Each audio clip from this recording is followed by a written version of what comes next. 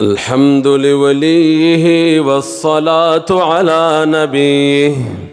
والوزن والعدل والفضل والنظم والعظم بالجزم، بوحدته بكبريائه بسلطان وبإعلان وبإتقان وبإيمان وبيان في فرقان،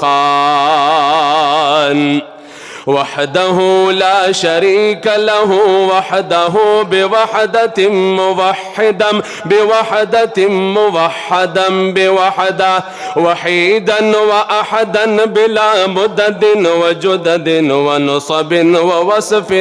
في الكمال، لا شريك له ولا نظير له ولا مثل له ولا مثال له ولا وزير له ولا مقارن له ولا مكاظم له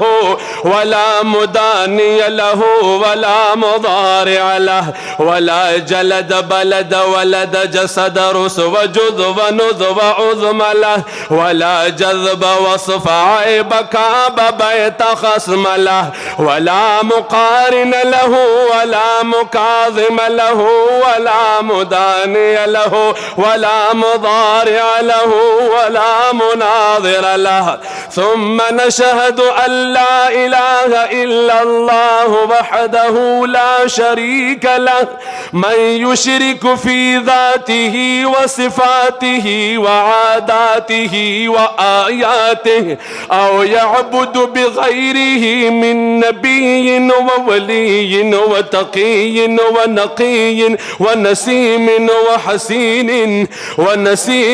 وحسين وجميل وصغير وكبير، فعليه الخسران والوبال. ثم نشهد أن سيدنا وسندنا ونبينا ومولانا مؤيدنا مخدومنا منظومنا معصومنا مقسومنا مقصودنا أجدر الخلق جديرنا أعظم الخلق وأشرف الخلق وأحسن الخلق وأجمل الخلق وأكمل الخلق وأشجع الخلق وأجود الخلق وأفضل الخلق وأول الخلق وأنور الخلق،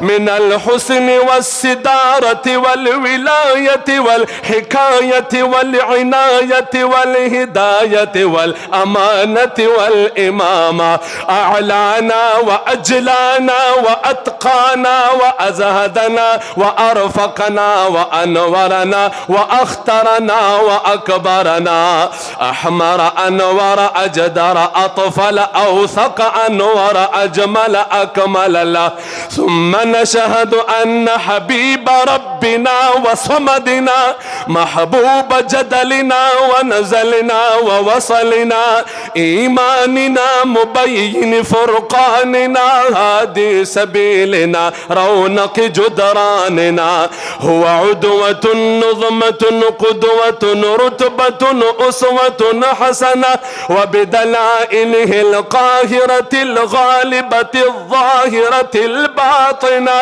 سعد إلى سدرة المنتهى في ليلة المعراج كشف الدجى، ثم دنا ثم دنا ثم دنا فتدلى فكان قاب قوسين أو أدنى.